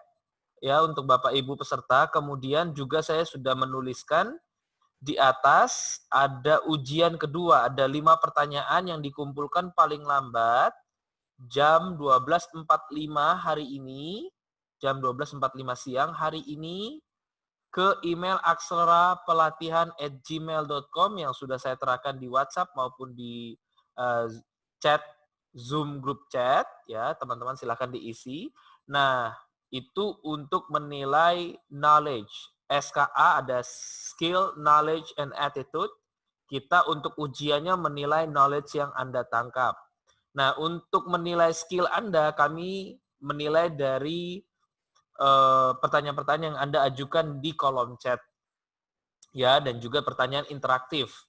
Jika Anda kesusahan dalam mengetik, silakan langsung raise hand, kami akan unmute dan silakan Anda interaktif terhadap permaterinya langsung. Kebetulan kan Anda rata-rata basic ilmunya adalah CASLING ya, kesehatan lingkungan. Apakah ada yang ada dari sanitasi? Apakah ada? Silakan bertanya. Kebetulan di sini beliau ini sudah experience lebih dari 15 tahun ya, Dok ya? Ya, ada pertanyaan 2 ya dari AMW Pol 29 Putri. Ibu Putri, izin bertanya Bapak, untuk ruang kerja yang memiliki banyak barang, itu lebih optimal sterilisasi menggunakan aerosol atau menggunakan sterilisasi UV saja? Apakah sudah cukup untuk mengatasi COVID? Terima kasih sebelumnya. Ya, silakan dokter. Ya, oke. Terima kasih Bu Putri ya. Kalau kita melihat ya ruang kerjanya yang banyak, apakah lebih baik itu dengan aerosol atau UV? Kembali, Ibu Putri bekerja di mana secara umumnya? Karena kita kembali patofisiologi pada COVID ya. COVID itu sementara ini yang kita secara regulasi adalah droplet. Droplet itu percikan. Jadi pada mulut kita ya, bisa batuk, bisa bersin, bisa bicara ya. Kalau Bapak Ibu di kesehatan dan memang datang dengan pasien yang banyak curiga kan sakit mereka, dan kita nggak tahu sakitnya apakah didumplangi dengan COVID atau tidak. Ya, memang lebih baik memang kita menggunakan semuanya. Kita bisa melakukan dibersihkan dari desinfektan dan aerosol. Tapi kalau Bapak Ibu ada industri, memang apakah juga mau dua-duanya ya boleh, tapi dengan percatatan adalah apakah ada dananya nggak ada. Bagaimana kalau dananya? Ya kita lihat dulu, kalau itu bukan berhubungan dengan kesehatan, saran saya sih dengan desinfektan cukup, ya, karena di lab saja. Tetapi kalau memang itu Anda punya dananya, tapi mau pakai UV juga boleh, ya. semakin baik dan banyak yang kembali bahwa COVID ini kita gagal. Kita belum tahu spesifiknya sekali. UV yang mana? Banyak sekali. Ada UVA, BCD banyak. Ada UVD, berapa lama? Itu juga perlu proses. Kemudian karena COVID-nya kita itu juga masih berbeda ya virusnya. Kadang kita lihat, kalau Anda baca di jurnal-jurnal, ada Asia, Amerika, Australia, itu beda ya. Maka tadi kembali masih vaksinnya apakah? Maka kita cari vaksin yang Asia yang mendekati saja untuk vaksinasi. Karena tadi masih banyak perbedaan. Kita masih gagap, saya yakin. Dan kita yakin juga bahwa teman-teman di Bandung, Bio Farma dan sebagainya pasti membuat vaksin yang lebih cepat sehingga kita lebih nyaman. Jadi menurut saya menggunakan COVID, kalau masih ada ya kita menggunakan desinfektan biasa ya dengan klorin bersihkan, atau Anda punya maunya bikin dry mesh dulu tempat-tempat yang sering keluar masuk ya, sering bersinggungan ya silakan. Tapi kalau itu memang barangnya banyak ya kita mau pakai UV silakan. Oke, gitu Bu Putri, mungkin bisa jelas ya. Baik, Ibu Putri, apakah sudah menjawab? Saya jawab dulu, kedua nanti bisa interaksi lagi ya. Kalau belum nanti Bu Putri bisa resen ya. Betul. Nanti kita di interaktif aja ya. Oke, yang kedua, Dokter mohon izin bertanya, kalau nakes yang menjadi tenaga tetap safety di perusahaan X non Fasiankes, bagaimana kebijakan soal poin SKP STR-nya dok? Tetap mengumpulkan atau bebas? Ya, saya ulangi ya Pak Agung ya, bagaimana kalau tenaga kesehatan yang menjadi tenaga tetap safety di perusahaan yang bukan non-Yankes, bagaimana bicara soal poin SKP STR-nya? Kembali sih sebetulnya poin SKP STR itu berkaitan dengan asosiasi kita nanti. Kalau Bapak Ibu seorang perawat, bidan, perlu karena kan nanti kita memperpanjang. Meskipun Bapak Ibu bekerja di Vaskes perusahaan yang non-Yankes. Kan Bapak Ibu nanti 5 tahun kurang lebih, kan harus pasang lagi ke SIM ya, meskipun kita nggak pakai, di mana kita harus silakan. Menurut saya itulah ilmu. Ya, kalau ilmu pengetahuan, ya banyak tetap harus belajar. Karena kita juga berpikir bahwa nanti 5 tahun lagi kurang lebih kalau kita di dalam bidang medis yang ya itu harus kita ulang-ulang lagi SKP STR-nya. Silakan gunakan karena asosiasi itu misalnya asosiasi perawat, asosiasi bidan, asosiasi tenaga radiologi dan sebagainya kan diperlukan untuk mengulang ya. Kalau kita kayak SIM, 5 tahun lagi kita perbaiki lagi. Harus kalau saya belajar itu tidak pernah rugi ya. Artinya apalagi kalau punya SKP, punya STR, punya sertifikat, wah lebih bagus lagi. Ya pada satu saat, artinya maaf, kalau pada satu saat ya rezeki kita atau nasib kita berubah, kita bekerja di tempat yang lain, tahu-tahu kita promosi lebih besar, yang punya kompleks, atau kita mungkin nanti pertama tidak Yankes, non Yankes, tapi sekarang jadi Yankes, ya siapa tahu ya, kita nggak tahu. Kita sudah siap. Artinya apa? Kalau kita sudah siap, ya pasti kita potensi peluang kita kerja menjadi lebih baik. Oke, gitu Pak Agung, boleh ya? Baik. Oke, untuk Bapak Ibu yang lain, kami persilakan interaktif. Oke. Oh, mohon maaf. Ya, silakan dok di. Ya, dari Mbak Yusia ya, Mbak Yusia, apakah dalam menerapkan pengendalian risiko penularan setiap perusahaan mengacu pada banyak kasus COVID pada daerah tersebut? Bila jumlah COVID pada daerah berbeda-beda. Ya, pertanyaan yang bagus ya. Ya, kembali sih sebetulnya bukan pada COVID-nya. Karena ini, apakah hari ini kita COVID? Nah, ya pertanyaannya kita belum tahu, kita belum punya tes. Memang Kemenkes mengatakan bahwa rapid test itu bukan diagnosis. Ya, kita harus tahu dan percaya itu regulasi ya, jangan. Tapi kita mengatakan bahwa kalau Bapak Ibu semua yang ada di bagian epidemiologi, rapid itu berguna untuk screening kita mengurangi. Ya, dulu kita lihat ada, kemudian kalau perjalanan, ya dulu ya kita pada sekarang harus pakai surat keterangan, supaya rapid sekarang kan enggak, ya pakai ada yang lebih PCR. Maka ya nanti kembali, apakah benar-benar mengucap banyak kasus COVID? Ya, kita memang harus tahu. Kenapa? Kalau kita itu di daerah merah, ya pasti berisiko lebih besar. Maka kembali, karena kita bukan di dalam medis, misalnya Bapak Ibu sekalian bukan medis, Tetapi Anda bertugas di medisnya, ya Anda tadi seperti tadi yang saya katakan, kita harus ada 3P, pengenalannya di mana, pekerjanya apa, siapa saja keluar masuk, alatnya, bahannya, area kerjanya, kemudian bagaimana di P kedua, ya tadi, bagaimana penilaiannya, kita harus nilai resiko-resikonya, kemudian pengendaliannya. Nah, pengendalian itu sebetulnya ada dua, pengendalian umum dan spesifik. Kalau menurut saya, lebih baik kita sudah punya dulu, kita umum dan kita spesifikan. Ya, artinya nanti sebetulnya kembali pengendalian yang Anda katakan, bagaimana kita punya tim-tim kecil kayak Pak Samrat, itu yang harus kita evaluasi. Kalau itu dilakukan, kecil tapi sering dan menjadi kebiasaan, saya yakin apapun daerah itu kasus COVID, tapi kalau kita bersama-sama, ya kembali, kita aman bekerja di situ, dan waktu kita pulang kita nyaman. Yakin kita nggak bawa oleh-oleh buat keluarga kita. Ya, gitu ya. Mungkin bisa membantu ya, nanti kalau belum, Pak Putri bisa kita teruskan ya di dalam ya. Bapak Ibu sudah jelas semuanya? Ya. Atau belum jelas, jadi atau ada yang bingung. Atau sudah sangat jelas, tetapi pertanyaannya apa, ya kan? Karena Bapak Ibu juga bingung, oh ternyata ada hal yang baru, mungkin ada informasi baru, sehingga Bapak Ibu bingung mencari pertanyaan. Ya tidak apa-apa, pertanyaannya ditulis saja, nanti kami akan kepada panitia. Harapan saya nanti kita akan bantu untuk membuat klarifikasi kepada Bapak Ibu sekalian. Ya. Belajar tidak harus perlu sekarang, tapi Bapak Ibu mengerti. Silakan Ibu IMEP 05 jika ada yang mau ditanyakan. Pertanyaan pertama Anda tadi bagus sekali. Saya curiga Anda sudah bekerja. Pertanyaan Anda sangat tajam dan spesifik. AMWPOL 065. Sudah dicatat teman-teman admin ya? Ya, Ibu Eva Nur Khalifah. Betul ya? Ibu Eva dari mana Bu? Dari jurusan apa Ibu? Boleh di-unmute? Ya, boleh di-unmute. Silakan, mau ada pertanyaan?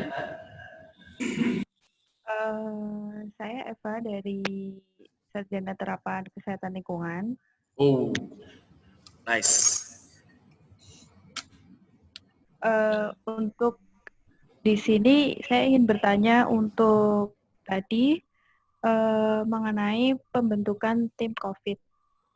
Nah, untuk pembentukan tim COVID itu sendiri, apakah ada spesifikasi sendiri dari setiap departemen? Mungkin dari kesehatan lingkungan ada sendiri, untuk dari perawat ada sendiri, atau dari PPI ada sendiri, atau itu dipilih khusus dari atas atau bagaimana untuk spesifiknya? Good question. Terima kasih.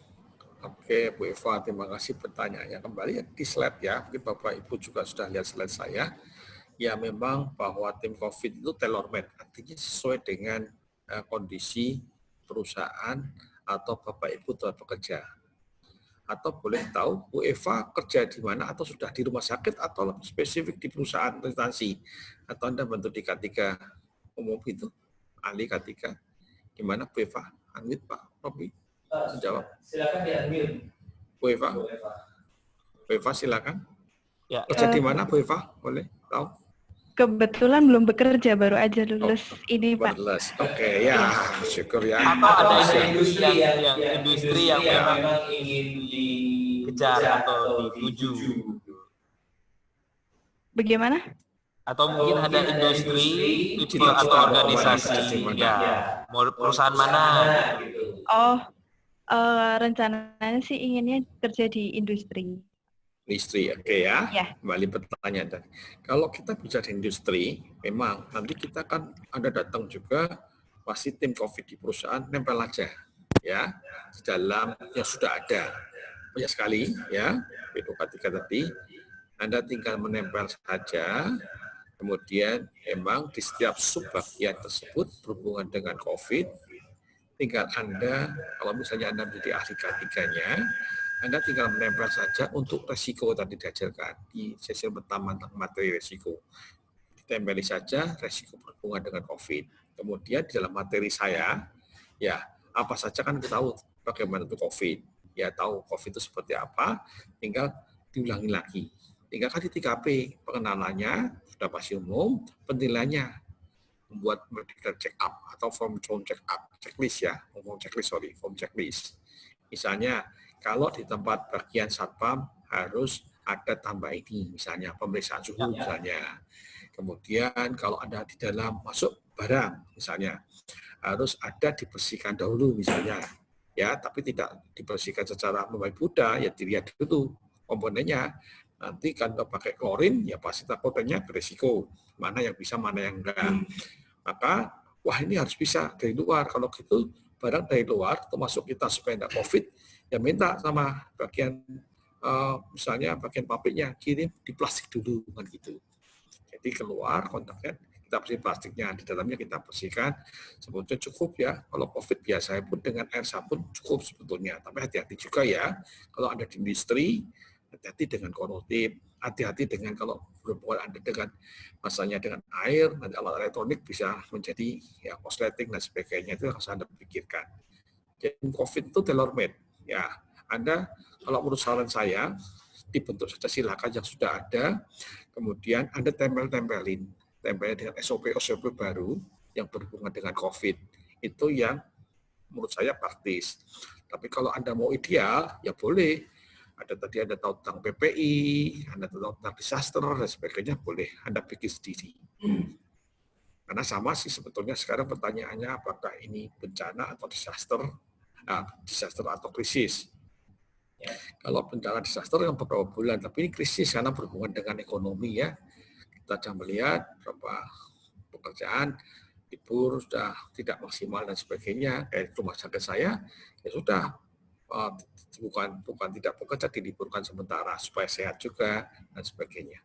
Oke. Itu ya, jadi prinsipnya tim COVID itu tailor-made. Silahkan Anda lakukan dari paling awal menurut saya, sesuaikan yang punya, kemudian Anda tempeli dulu dengan SOP modifikasi. Tapi kalau ideal ada tim khusus dari atasan boleh ya silahkan. Ada tim khusus, ada tim pengawasnya, ya Anda akan masuk, apalagi kalau nanti Anda berfungsi sebagai ahli K3, baik ahli K3 umum atau sebagai ahli K3 rumah sakit. Itu, Bu Eva? Jelas? Ya, oke. Terima kasih. Apakah Ya. ada dari teman-teman lain yang mau bertanya secara interaktif seperti Bu Eva? Di sini ada raise hand dari Fitria Ayu. Fitria Ayu. Ya, ya silakan di unmute Ibu Fitria Ayu. Ya. Ya, terima kasih atas kesempatannya Bapak. Sebelumnya, apakah suara saya terdengar dengan jelas? Ya. Oh, ya. Sebelumnya, terima kasih atas kesempatan yang telah diberikan. Nama saya Fitri Ayu. Izin bertanya, Bapak, apabila terjadi ledakan kasus COVID, tapi semoga tidak ya Pak, Ya. dan menyebabkan kewalahan pada pihak rumah sakit, apakah memungkinkan apabila pihak rumah sakit tersebut merekrut tenaga kesehatan tambahan, dan apakah fresh graduate seperti kami ini memungkinkan untuk istilahnya bergabung dengan tim tambahan tersebut? Begitu Pak pertanyaan saya. Ya. Oke, Bu Fitria, saya jawab ya. Memang kalau kita, Bu Fitria tinggal di mana? Di Jogja ya? Halo? Saya asli Magelang, Pak. Asli Magelang. Sekarang posisi tinggal di Jogja ya? Posisi tinggal di mana? Ya. Di Jogja? Sekarang saya di Magelang, Pak. Oh, di Magelang. Oke. Ya. Ya, kalau dulu kita melihat memang seperti kalau di Jakarta ada rumah sakit Wisma Atlet. Silakan Bapak, Ibu, Fitri kalau memang mau ke sana juga bisa. Misalnya, apakah ada posisi dan sebagainya apa. Memang kalau rumah sakit itu penuh, memang kita secara teori kita kewalahan. Kita perlu namanya rujukan berjenjang. Dari tipe D, misalnya non-rujukan ke rumah sakit rujukan. Rujukan itu juga macam-macam. Ada rujukan dari gubernur, provinsi, dan masuk juga ke rujukan kepada nasional dari Kemenkes. Ya. Kalau mungkin di Jogja yang saya tahu memang ada sekitar 14 rujukan gubernur dan ada 4 ya Sarjito dan sebagainya, tetapi Bupati Sleman juga mengadakan rujukan antara. Ya. Saya mohon maaf, saya tidak tahu spesifik di Magelang, ya, khususnya Bapak Ibu sekalian, tapi cara berpikirnya sama sebagai rujukan. Kalau tempat tersebut penuh, maka dia akan ke atas dan sebagainya.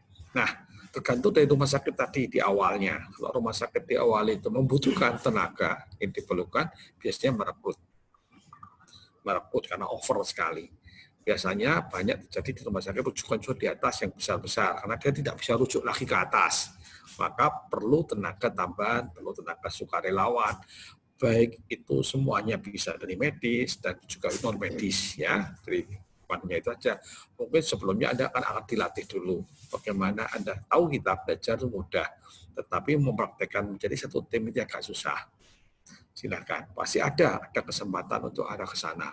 Ya, seperti tanda petik beberapa mahasiswa kedokteran sekarang ya, yang sudah lulus ya, atau kedokteran, kemudian mereka intensifnya bekerja di rumah sakit yang diharapkan untuk COVID, supaya apa? Penanganan COVID lebih cepat. Nah, kemudian bagaimana teknisnya, syaratnya memang tergantung. Saya memang mohon maaf belum update sekali. Kalau Bapak Ibu sekalian di Jogja mungkin Harjo Sugito, kalau masih ada ya. Coba apakah masih, karena memang kembali fluktuatif Bu, ya Bu Fitri. Kita nggak bisa tahu, hari ini mungkin yang masuk jumlahnya 20, tapi sembuhnya 25, jadi hilang, berkurang. Hari ini semua bagus ya, kita nggak tahu ya, karena tidak ada orang mau sakit, tidak ada orang mau ditawari mau sakit nggak. Tapi kita juga bisa lihat prediksi-prediksinya.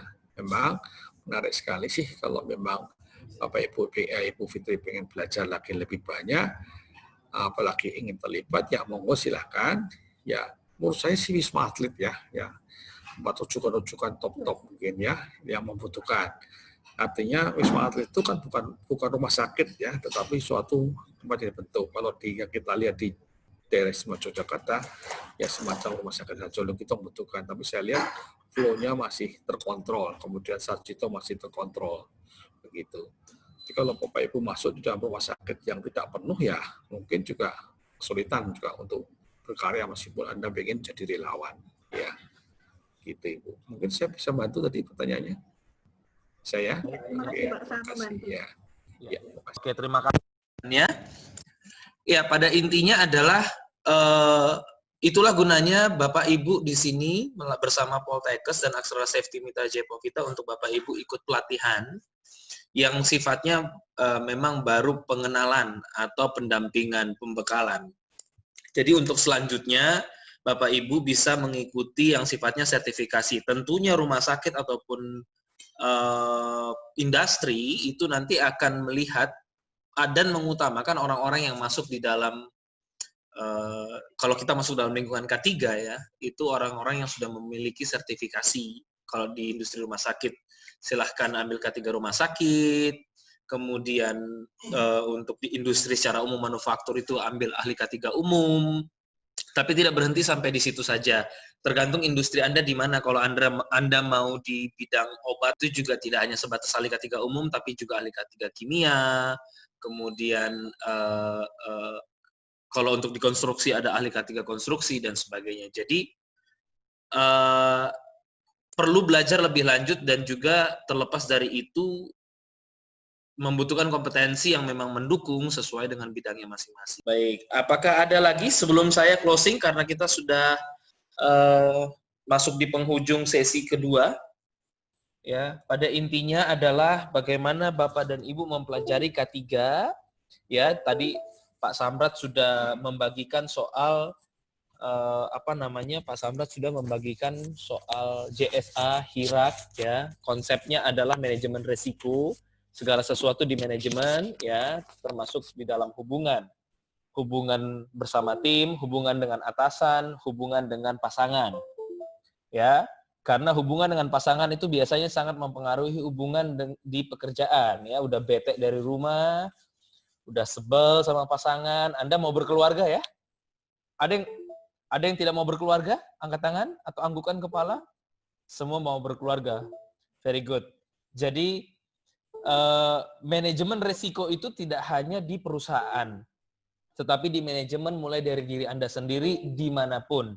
Ya, di rumah, di tempat kerja. Di dalam manajemen risiko itu membutuhkan kecerdasan emosi ya. Ada EQ, ada IQ, yang tadi juga disampaikan Pak Samrat itu berbicara soal itu. Kemarin Bapak Ibu sekalian juga sudah belajar dari Pak Ricky Kiki ya kemarin yang motivator kemarin, saya juga mengikuti sampai pertengahan, dan saya melihat juga beberapa Bapak Ibu yang memang interaktif bertanya via chat dan sebagainya. Jadi kecerdasan emosi dan kedewasaan emosi itu akan menentukan sebagaimana kita dalam track karir kita. Ya. Jadi bagaimana Anda menjalani karir Anda atau fungsi Anda nanti, baik di kerjanya sebagai murni background kesehatan lingkungan maupun sebagai K3 dan sebagainya,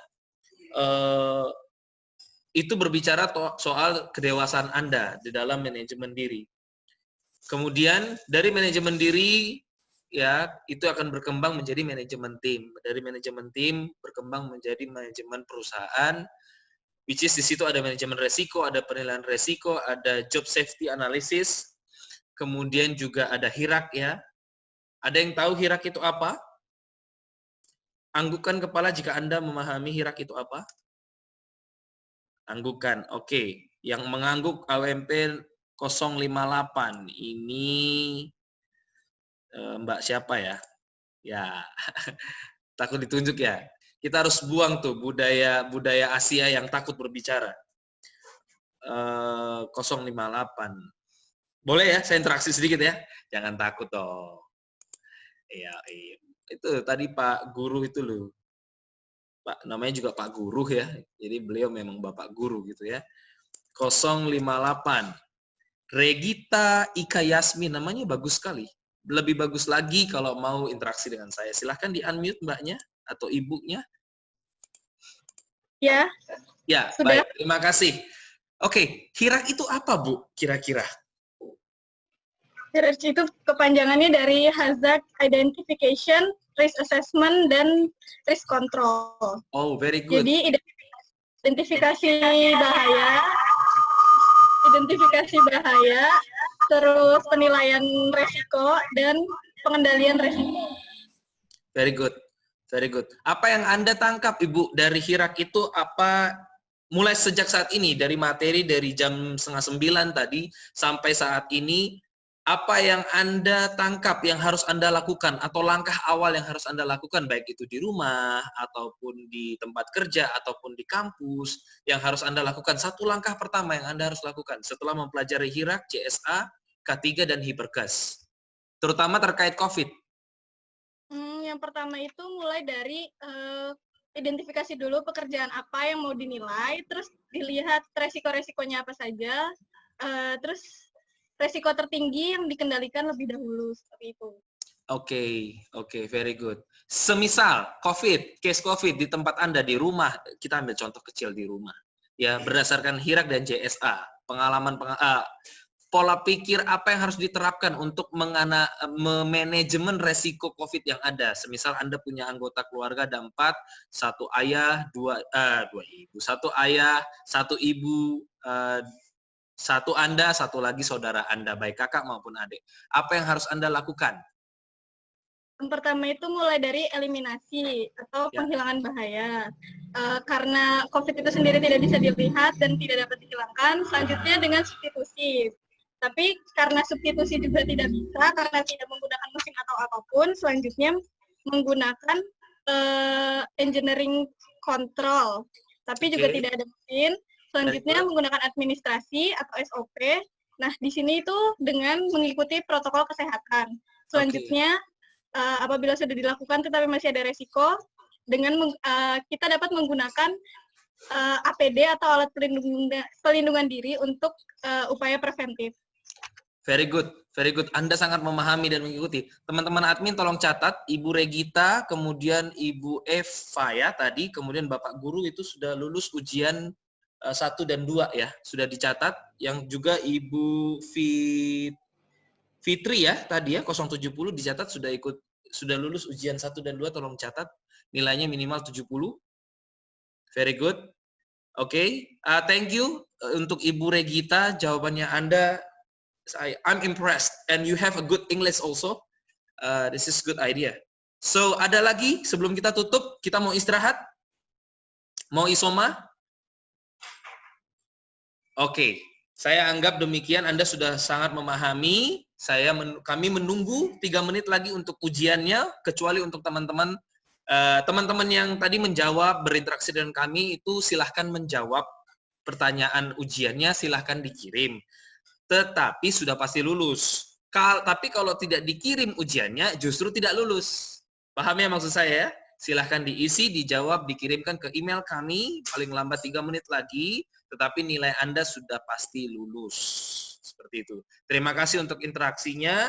Kami di sini menekankan bahwa Anda belajar, Anda sedang memperlengkapi diri untuk kompetensi Anda sendiri. Tadi Dr. Tandian sudah menyampaikan bahwa jika Anda masuk di rumah sakit, perlengkapi diri Anda dengan sertifikasi kompetensi yang di bidang rumah sakit. Kalau Anda mau di industri manufaktur bersama Bapak Samrat, ya silakan memperlengkapi diri Anda.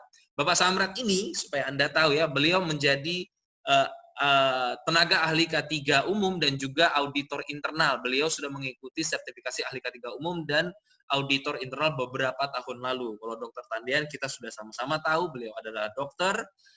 Anyway, beliau adalah salah satu pemimpin di perusahaan, which is di rumah sakit, yang juga sebagai tenaga ahli disaster. Jadi di Jogja itu untuk gempa, kemudian Merapi ya dok ya, itu dokter sudah di bidangnya, beliau sudah expert di bidang itu. So, mari apa yang disampaikan oleh para pemateri Anda pastikan Anda mengikuti, ada pertanyaan, kemudian juga Anda mau berkembang ke arah K3, silahkan mendalami di bidang sertifikasi, karena memang selain kompetensi, Anda juga harus memiliki tanda, atau kalau dari kementerian namanya lisensi, atau SKP, atau namanya kartu kewenangan yang ditunjuk sebagai ahli K3 umum dengan rekomendasi perusahaan. Which is, itu sangat diperlukan, dan saat ini juga perusahaan-perusahaan kan juga sudah mengedepankan siapa yang sudah sertifikasi yang didahulukan untuk bekerja. Saya tidak mau jualan di sini, tidak, tapi saya memberikan informasi kepada Bapak Ibu sekalian for the sake of your career, karir Anda sendiri demi karir Anda sendiri.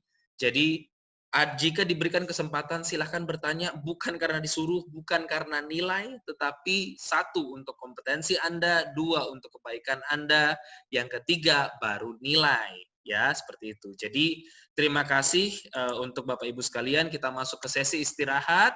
Ya, silahkan kalau mau leave silahkan, tapi nanti masuk dengan meeting ID yang sama, dengan password yang sama jika memang kuotanya cukup terbatas. Nanti bisa dilanjutkan masuk lagi, join lagi jam 12:30, paling lambat 12:30 atau 12:35. Saya kasih korting deh, 12:35 masuk, kita absen lagi ya, kemudian kita masuk dengan materi penanggulangan kebakaran. Jadi Anda akan tahu nanti kita akan ada sedikit peragaan juga, silahkan bertanya bagaimana tentang penanggulangan kebakaran. Jika yang mau stay di sini juga silahkan stay, it's okay, tapi di mute semua supaya nanti percakapan-percakapan makan siangnya tidak bocor ke saya. Kalau bocor ke saya bisa saya tanyakan lagi tadi makan siang apa. Begitu ya. Kalau ada yang mau puasa, ada yang puasa. Kebetulan untuk teman-teman yang beragama Muslim juga hari Kamis berpuasa ya. Besok Idul Adha ya.